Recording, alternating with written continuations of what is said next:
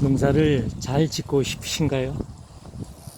그렇다면 제일 먼저 해야 할 일은 내 주변을 청소하는 일입니다.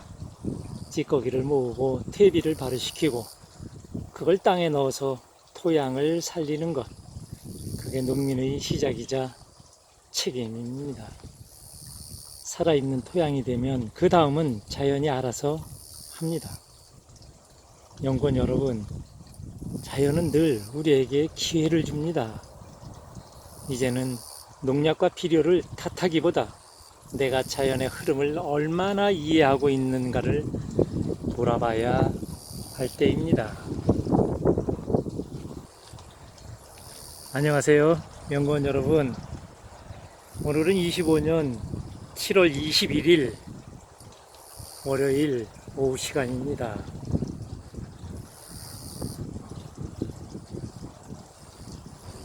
오늘부터 농사의 시작은 청소이다.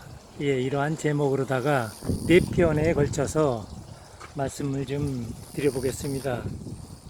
오늘 그 첫 번째 이야기는 농약과 비료는 시대에 필요해서 시작되었다. 이러한 주제로다가 한번 말씀을 드리겠습니다.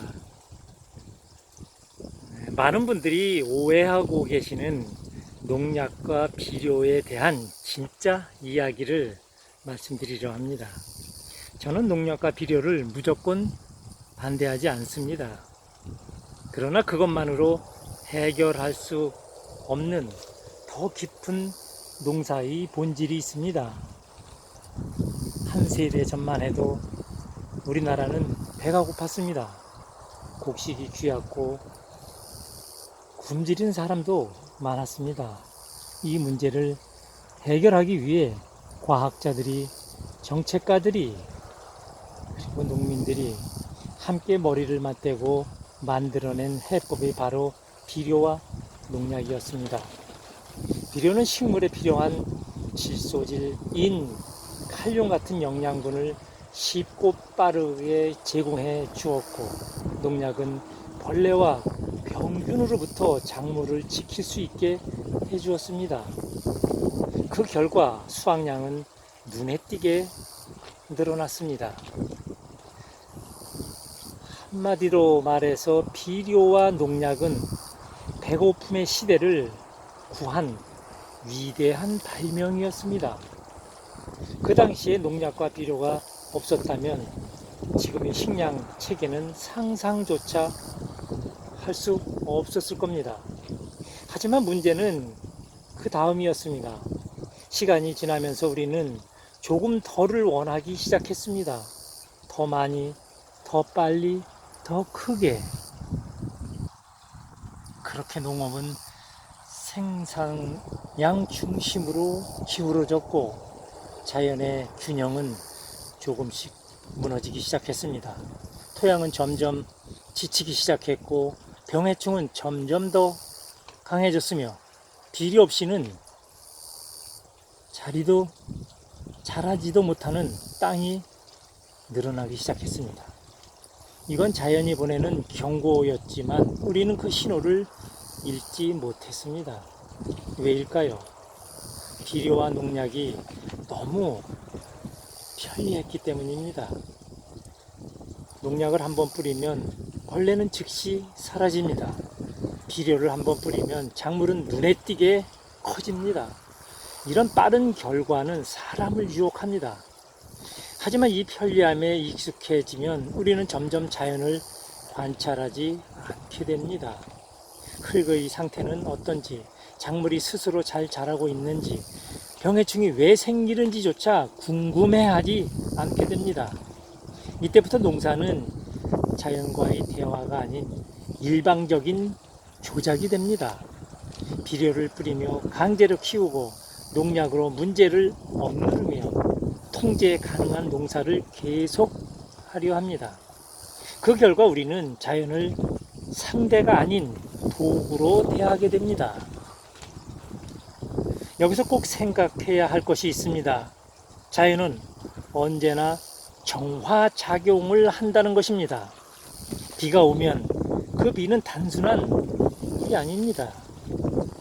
공기 중 먼지, 대기 중의 이물질, 땅 속의 독소까지 모두 씻어내는 청소 도구입니다. 홍수, 가뭄, 태풍도 단순한 재해가 아니라 환경을 정리하고 다시 순환을 시작하려는 자연의 움직임입니다. 하지만 우리는 이 자연의 언어를 읽지 못하고 그저 재해다, 피해다, 왜 나한테 이런 일이 생기냐며 불평을 늘어놓습니다. 자연은 우리가 공부하기를 원하지만 우리는 그 공부를 하지 않습니다. 오히려 편한 도구에만 의존하며 자연이 보내는 메시지를 무시하고 있습니다. 우리는 물어야 합니다. 왜 병해충이 생기지? 왜 올해는 비가 이렇게 많이 오지? 왜 작물이 전과 다르게 자라지 않지? 이 질문들을 던지고 그 해답을 찾는 과정 속에서 농민은 자연을 배우고 땅을 이해하고 그 속에서 진짜 지식인 농민으로 성장할 수 있습니다. 농약과 비료는 한 시대를 구했습니다. 그 사실은 부정할 수 없습니다. 그러나 지금 우리는 그 다음 단계를 고민해야 할 때입니다. 더 이상 도구에 의존하는 농사가 아니라 자연과 협력하는 농사, 토양이 살아 움직이는 농사, 작물과 대화하는 농사를 만들어야 할 때입니다. 그 시작은 지금 우리가 서 있는 흙 위에서부터 다시 시작해야 합니다. 농약과 비료는 적이 아닙니다.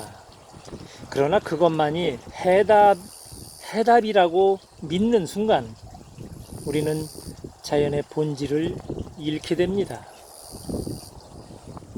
다음 편에서는 자연은 정화하고 인간은 청소한다는 주제로 농민의 새로운 역할과 사명을 이야기 한번 해보겠습니다.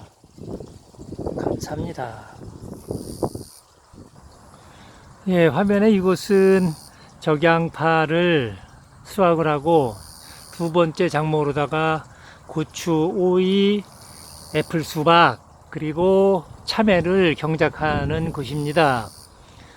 오늘은 반대쪽에 와서 이렇게 햇볕이 있어서 반대쪽에 와서 지금 촬영을 좀 하고 있습니다. 애플 수박 같은 경우에는 참 키우기가 좋죠. 네. 바닥에다가 그냥 이렇게 키워도 잘 되고요. 덕이 있다 그러면 덕 위에다가 키워도 되는데 덕은 조금 좀 조심해야 될 게 바람이 강하게 불 때 그 에너지를 감당을 못해요. 그래서 태풍이 오는 그런 강력한 에너지를 맞이를 못하고 수박이 뚝뚝 떨어져요. 그래서 좀 아쉬움이 좀 있어요. 근데 하나하나 다 매달아 주면 되는데 그것도 또 너무 많은 노동을 요해서 저는 이렇게 그냥 바닥에다가 이렇게 키우고 있습니다. 그래서 조금 늦게 이렇게 경작을 하지만 8월 말쯤 말복 지나서 그때쯤 많이 덥잖아요. 그때 수박이 사회에 거의 없어요. 그래서 수박 한 통 사러 가면 굉장히 많이 비싸고요. 그래서 이것을 저희도 뭐 그 식당에서 푸식으로다가 사용도 하지만 또 여유가 있으면 또 로컬에도 갖다가 놓으면은 굉장히 좋아들 하세요. 그래서 연구원 여러분들도 이런 걸 한번 참고해서 그 지역에서 어떤 것이 어떠한 작물 그러한 그 물질들이 어떠한 시기에 부족한지 그 고장마다 다 다르더라고요. 그래서 그런 걸 조사해서 그 사회에다 이렇게 내놓으면 아마 보람이 있으실 거예요. 그래서 저는 농사를 그러한 방향으로다가 하고 있으니까 또 제가 하는 거 이렇게 하는 걸 보시고 참고해서 진행하시면 아마 좋은 일이 있으실 거예요. 네, 감사합니다. 애플 수박은 씨앗을 그냥 파종을 해도 잘 되고요. 이것도 물론 씨앗으로다가 파종을 했고요. 근데 이렇게 좀 잘 자라고 있죠. 이제 수박이 맺힌 곳도 있는데, 이제 꽃이 좀 피기 시작을 했고요. 그렇습니다. 그래서 수박이 많이 달리면 그때 또 한번 자세하게 설명을 해 드릴게요.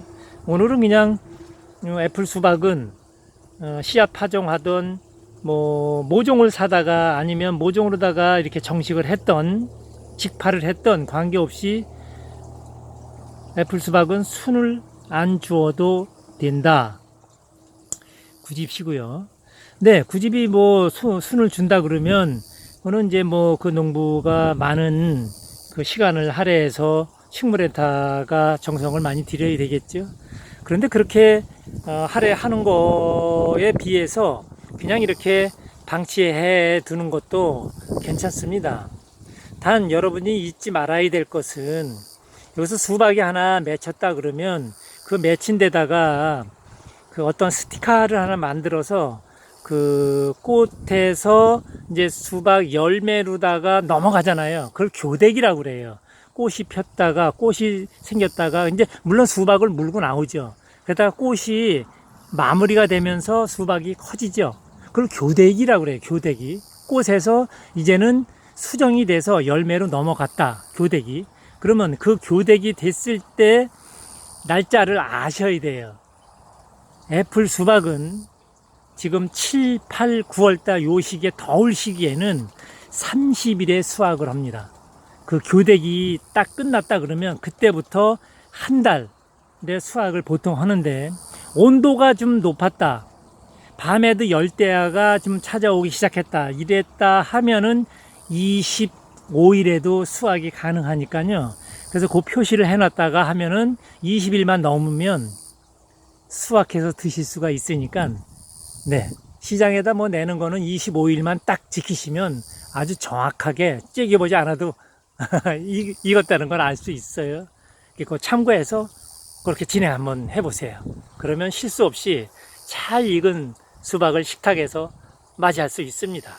예, 감사합니다. 내일 뵙겠습니다.